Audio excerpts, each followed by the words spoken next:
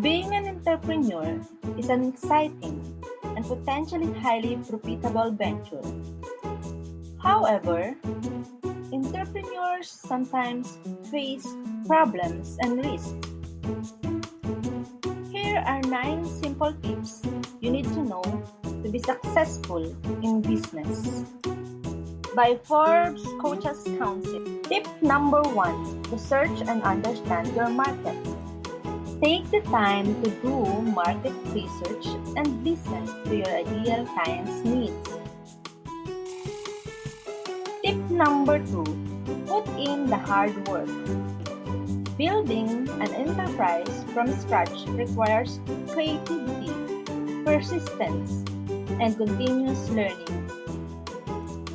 Tip number 3: build the life you want for yourself. You are the designer of your life.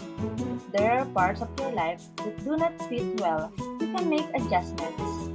Tip number 4: really listen to your clients.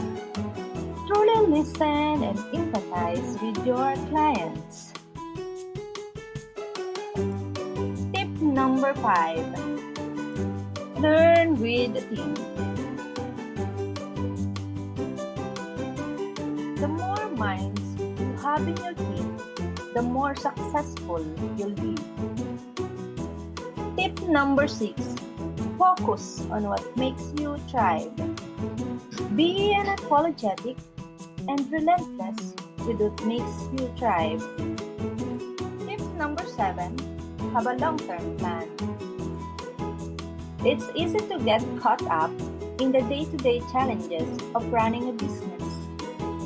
But you must think of the long-term health of your business. Tip number 8: focus on the rewards. Focusing on the rewards instead of the fear is the real key to success. Tip number 9: network with your experienced peers. Take any opportunity to network and learn from more experienced executives. The right approach matters a lot in business. Thanks for watching.